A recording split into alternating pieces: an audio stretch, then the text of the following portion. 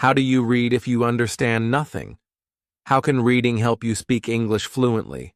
I had all these questions too.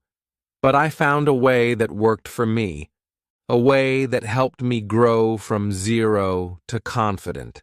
And now I'll share that secret with you. This is not just a method, it's my personal story. Tell me in the comments, what was the first English book you ever tried to read? I remember that day like it happened yesterday. I was sitting in class, and the teacher was speaking in English. She wrote some words on the board. She read them out loud. Everyone else was repeating after her, saying the words, nodding their heads. But I just sat there, silent. My mouth didn't move. My heart was beating fast. I looked at the words, but they meant nothing to me. They were just sounds, just shapes on the board. I felt small. I felt like I didn't belong. I was afraid she would call my name. I was afraid everyone would look at me and laugh when I said something wrong. After class, I went home feeling heavy. I turned on the TV, hoping to forget. There was a cartoon in English. The characters were laughing, shouting, talking fast. I watched them closely. Their faces were full of life, but I couldn't understand a single word they were saying. They were in a world I couldn't enter. I felt left out. I felt like English was a door, and I didn't have the key. That night, I couldn't sleep. I kept thinking about school, about the cartoon, about how I always stayed quiet. I asked myself, why can't I learn English? Is it because I'm not smart? Is it because I started too late? I felt sad. I felt broken. But then, I looked over at my small bookshelf. There was an old book sitting there. It was dusty. I had never opened it. It had a picture of a little boy with a red hat and a dog. I picked it up. I sat on my bed and opened the first page. It said, "This is Tom." There was a picture of the boy. I read it slowly. "This is Tom." Then I read it again and again. The sentence was short, but it made me feel something. I was reading English. I didn't need to ask anyone. I didn't need a translation. I just looked at the picture and read the line. I turned the page. Tom has a dog. I looked at the dog. I smiled. I understood. I wasn't fast. I wasn't perfect. But I was reading. I felt something inside me say, "You can do this." That night, I made a promise. I told myself, I will learn English. I don't know how. I don't know how long it will take. But I will not stop. I put the book on my pillow and slept next to it. The next day, I read it again. And the next day, too. That one line, "This is Tom," became my first real connection to English. It was the start of something new. I didn't tell anyone. It was my secret. But that small book gave me something I had never felt before. Hope. Not big hope. Just a small light in a dark room. And that light was enough to take my first step. The next morning, I woke up early. I didn't check my phone. I didn't think about school. I went straight to that book. I opened it and read the first line again. "This is Tom." I smiled. It felt good to read it. It felt like I was meeting a friend again. I turned the page and read, "Tom has a dog." I looked at the picture of the dog. It was small, with big eyes. I didn't just read the sentence, I saw it, I felt it. The picture helped me understand the words. I didn't have to translate anything. I didn't need a dictionary. The picture told the story, and the words explained it. I started to love this way of learning. I read the next line. Tom goes to the park. There was a picture of trees, a bench, and Tom holding a red balloon. I read it slowly, then again, then one more time. I read it out loud, and my voice was soft at first, but each time I read, it grew a little stronger. I was reading not to finish fast, but to understand every part. I followed Tom through the story. He played with his dog, he lost his balloon, he found it again. The book had only a few pages, but I read it like it was the most important book in the world, because for me, it was. Each line had a picture, each picture had a feeling, and each feeling helped me remember the words. I started to speak to the pictures. When Tom smiled, I smiled. When his balloon flew away, I said, "Oh no," out loud. I was not just reading, I was living the story. I was inside the world of English. I felt like I could talk to Tom. I could tell him, "Don't worry, your balloon will come back." I was no longer scared of the words. They were becoming part of me. I read the whole book twice that day, then again before bed. I didn't feel bored.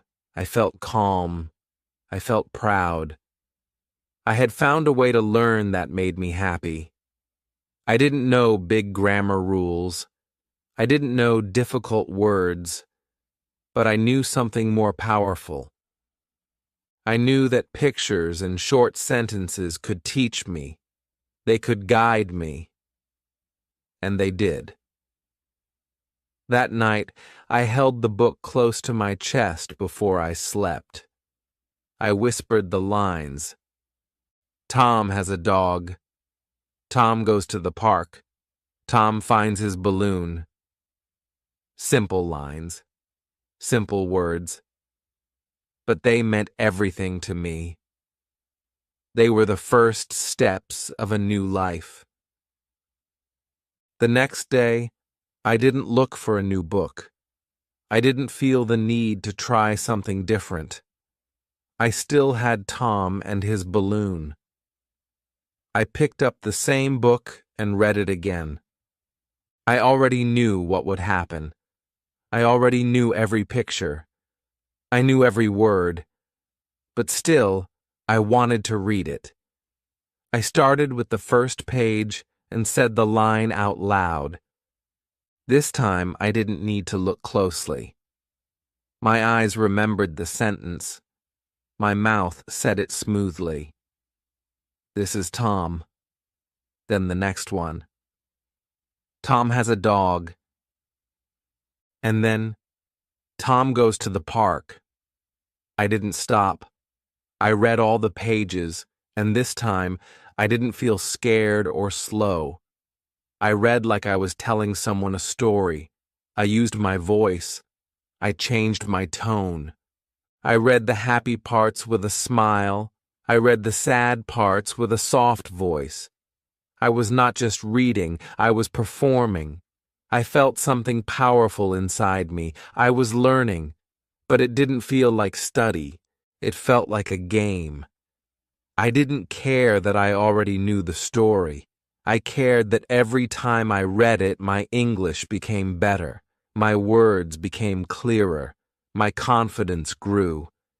And the more I repeated it, the stronger I felt. Some people think repeating the same book is boring. But for me, it was magic. Every time I read, I noticed something new. I said a word more smoothly. I understood a sentence more deeply. My brain was learning in the background. My tongue was getting used to English sounds, and my heart was slowly letting go of fear. One day, I read the whole book without looking at the pages. I was walking in my room, and I started saying the lines from memory. Tom has a dog. Tom goes to the park. I didn't even know I had memorized it. My mouth just said the words. That was a big moment for me. I laughed to myself. I felt proud. I felt free. I didn't need help. I didn't need notes. I didn't need a teacher. I had read the same story so many times that it had become part of me. Some of my friends asked, "Aren't you bored with that book?" I said, "No. This book is teaching me to speak." They didn't understand, but I didn't mind. I knew what I was doing. I was building a foundation. I didn't need to jump to hard books yet. I needed to grow slowly, one sentence at a time. And every time I read that same story, I felt like I was planting seeds of confidence in my mind. I believed something very simple but very true. If I can speak one book, I can speak more. And that thought gave me the power to keep going. After reading that book so many times, I started to notice something new in my life. My fear was smaller, my words came faster, my voice was not so shy anymore. And all this change came from reading just a few lines each day. That's when I had a new idea. I thought, what if I read a little every day? Just 5 minutes. Not an hour, not a big lesson, just 5 minutes with a book. It didn't feel like much, but I decided to try. I picked a quiet time each morning, sometimes right after I woke up, sometimes before going to sleep. I took the same book in my hands and started reading. I didn't rush. I read with care. Even on busy days, I didn't skip my 5 minutes. Even when I felt tired, I still read one page. That small habit gave me something big. It gave me control. I was no longer waiting for school or for someone to teach me. I was teaching myself. My 5 minutes became my power. One day, I realized I could read 2 pages in 5 minutes, then 3. Slowly, the time grew without force. Some days I read for 10 minutes, some days for 15, but I never forced it. I let the habit grow naturally, like watering a plant. The words became easier. The sentences made more sense. I started to say them out loud. I liked how they sounded. I liked how my voice felt. Reading every day helped me in ways I didn't expect. I began to see the same words in other places, on TV, in songs, in school. Because I read them again and again, they felt familiar. My brain didn't freeze anymore when I saw them. It smiled. It said, "I know this word." That feeling made me happy. It gave me courage. Some days I didn't feel strong. Some days I felt lazy. But I still picked up my book. Even when I was tired, I read one line. That one line reminded me of my goal. I didn't need to be perfect. I just needed to show up. And showing up changed everything. It wasn't magic. It was habit. A simple habit of 5 minutes a day. But that habit made me believe in myself. It made me trust that small actions done daily bring big results. And because of that small promise I made to myself to read just 5 minutes a day, I was becoming the kind of person I never thought I could be. a person who reads in English, a person who speaks with more confidence, a person who doesn't give up. After a few weeks of reading every day, something new happened. I began to hear sentences in my head even when I was not reading. I could remember lines from the book while walking outside or waiting in line, and sometimes I whispered them quietly just to feel the words in my mouth again. But I wanted more. I wanted to keep these words with me. I didn't want to forget them. So one day, I picked up a small notebook and wrote down the sentence I had just read. Tom goes to the park. I looked at it on paper and read it again. I wrote it slowly, carefully. Then I wrote another sentence. He takes his red balloon. I added a small drawing beside it. It looked like a silly picture, but it helped me remember. That notebook became my best learning tool. Every time I read something I liked, I wrote it down. Just one sentence a day. Sometimes I copied a line from the book. Sometimes I changed it a little to make my own sentence. Tom goes to the park became I go to the shop. Tom has a red balloon became I have a blue pen. These small changes made me feel creative. They made me feel like I could use English, not just read it. Writing the words helped me say them better. It helped me see the spelling, the shape of the word, the rhythm of the sentence. My hand was learning with my mind.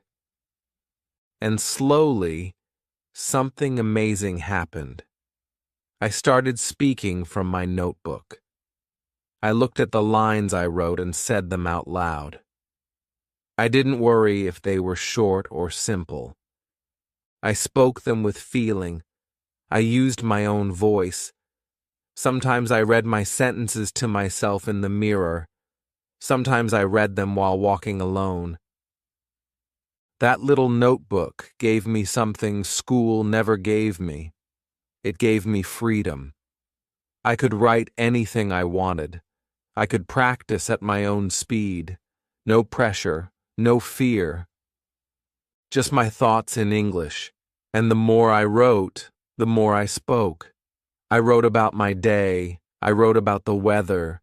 I wrote what I ate. Simple things.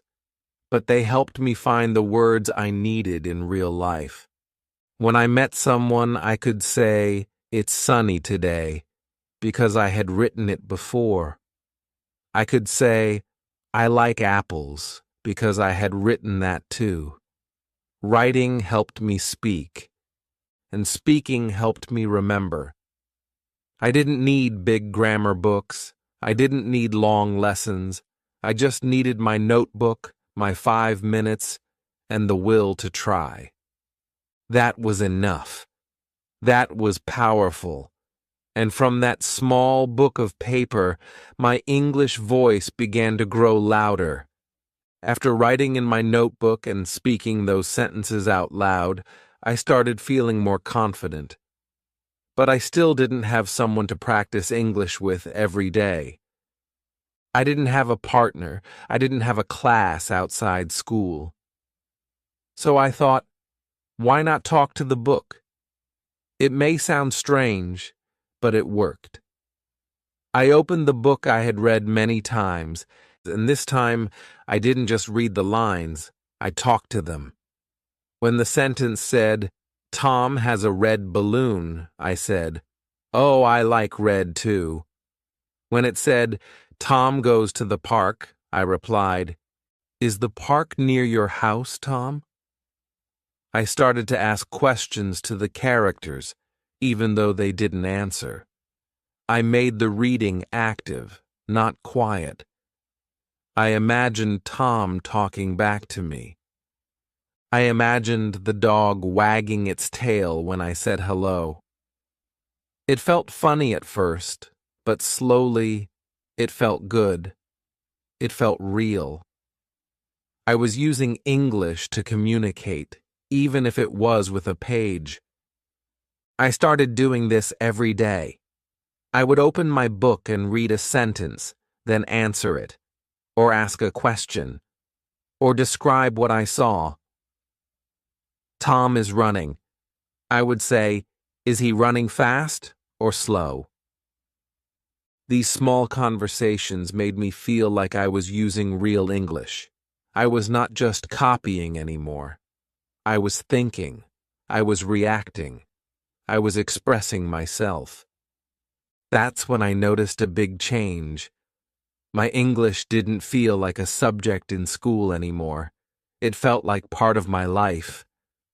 I was using it to feel, to ask, to talk, even if the only one listening was me. My voice got stronger. My sentences got longer. I stopped whispering. I started speaking clearly.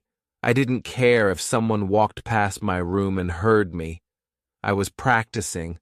I was learning. I was proud. Sometimes I laughed at myself.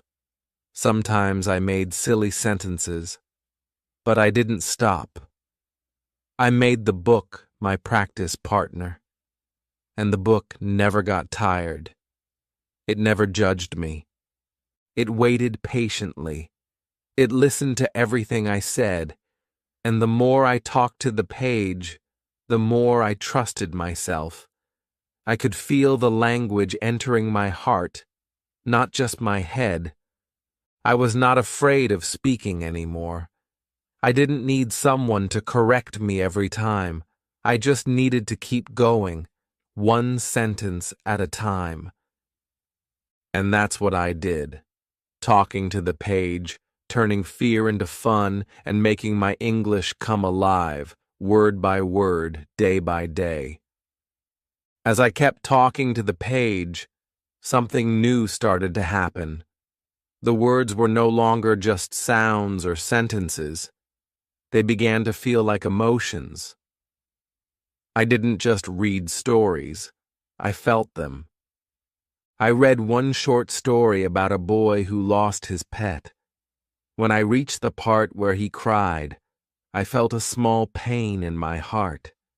I knew that feeling.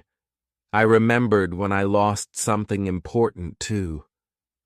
I read another story about a girl who gave her last piece of bread to a stranger. That touched me deeply. I paused. I closed the book and thought for a moment. I had never felt English like this before. These were simple stories. The grammar was easy. The words were short. But the feelings were strong. I started to understand something very important. When you feel English, you remember English. Emotion is the key. I remembered the word alone, not because I repeated it many times, but because I read it in a sad moment. I remembered the word hope because the character used it when he had nothing left. These feelings made the words stay in my heart, not just in my brain. That's why I started choosing stories that made me feel something, not just long or famous books, but simple ones with meaning. Stories about kindness, friendship, fear, dreams, love. I looked for books with real emotions, because every time I felt something, I learned something. One day, I read a short love story. I didn't understand every word, but I felt the message. A boy loved a girl, but he didn't know how to tell her. He wrote a letter in simple English. I read the letter out loud, and suddenly my eyes were full of tears. It was not just a story. It was a mirror. I thought of times when I couldn't say what I really felt. That's when I realized English is not just for talking. It's for connecting. It's for sharing what's inside your heart. When I understood that, my reading changed. I didn't rush. I didn't care how many pages I finished. I cared about what I felt on each page. I let the story move me. I paused when I was touched. I repeated lines that felt important. Sometimes I even wrote them in my notebook, not because I had to, but because I wanted to keep them with me. They felt like friends. These stories taught me vocabulary, grammar, and pronunciation, but more than that, they taught me how to feel in English. And when you feel a language, you never forget it. That's how I knew I was growing, not just as a learner, but as a person. And I wanted more stories like that, stories that speak not just to your mind, but to your soul. After I started feeling the stories, I wanted more. But I didn't want any random book. I didn't want books with difficult words or long chapters that made me tired. I wanted stories that touched my heart and helped me learn English at the same time. So I began to search for the right kind of books. Books that were simple, but full of meaning. Books that spoke clearly, not quickly. Books that used short sentences, not complicated ones. I remember finding one story about a little bird who couldn't fly. The sentences were very short. The bird is small. The bird is afraid. The bird tries again. Just 3 or 4 words in each sentence, but I understood everything. And more than that, I felt the struggle. I felt the courage.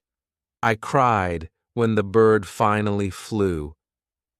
I will never forget that story. That's when I realized a good English book is not the one with big words. It's the one that helps you feel and grow. I made a list of my favorite books, the ones that helped me the most when I was just starting.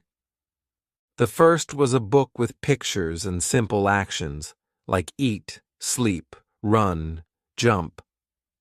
The second was a dialogue book, where 2 characters talk in very easy English. I loved those conversations. I would read both parts out loud, pretending to be both people. It was fun. It felt like I was speaking in real life. Then I found a collection of short stories written for English learners. Each story had a theme: friendship, kindness, fear, hope. The stories were short, but each one gave me 5 or 6 new words. Not just words, but useful words. Words I could use in real life. I also liked books that repeated the same phrases. Repetition helped me remember. I didn't have to study hard. I just read, and the words stayed with me. One of my favorite books had the sentence, "She is brave," again and again. I remember it so clearly because I felt it every time. Now, when I hear that phrase, I don't just understand it. I remember the girl in the story. And I remember how brave I felt reading it.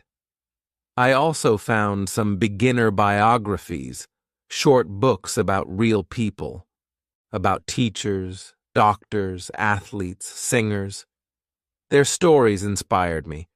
They had difficult lives, but they kept going.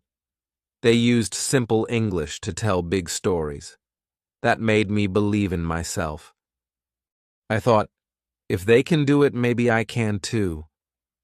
I want you to remember this. Don't choose the biggest book.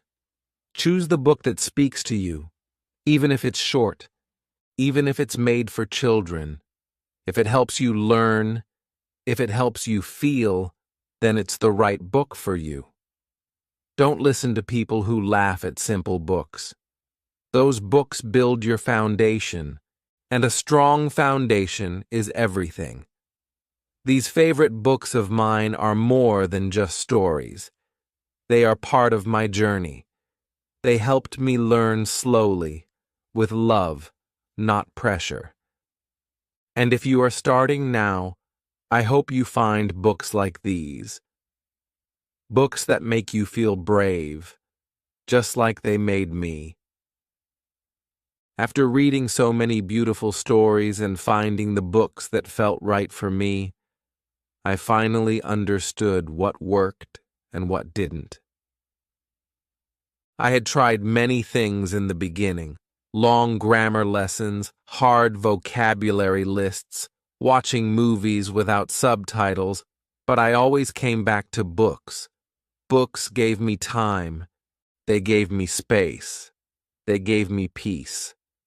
And more than anything, they gave me progress.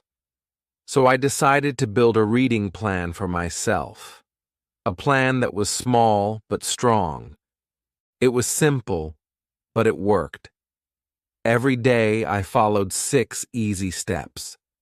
The first step was to choose a book that matched my level. Not too hard, not too easy. I picked books with pictures or short stories made for learners. This made me feel safe. The second step was to read only 1 page slowly. I didn't rush. I didn't try to finish the whole book in a day, just 1 page. I read it aloud, with feeling. I let the words sit in my mouth.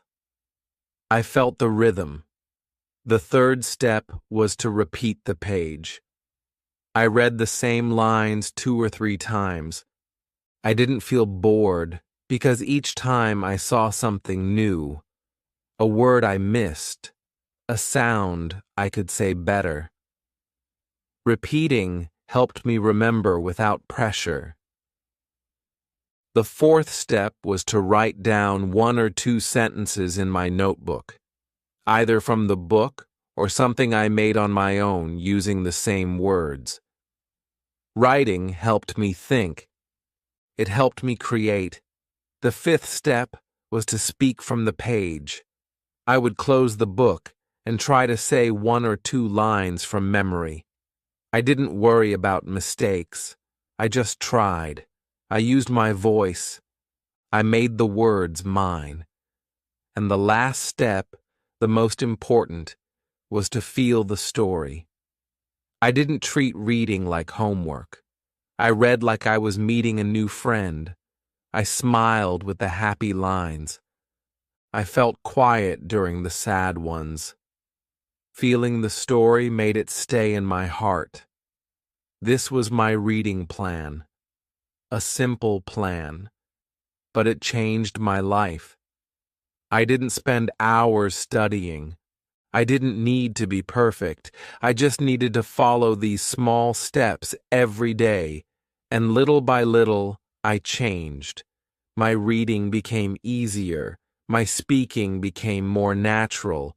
My thinking started to happen in English. I didn't even notice when the change began. But one day, I was reading a story and I realized I wasn't translating.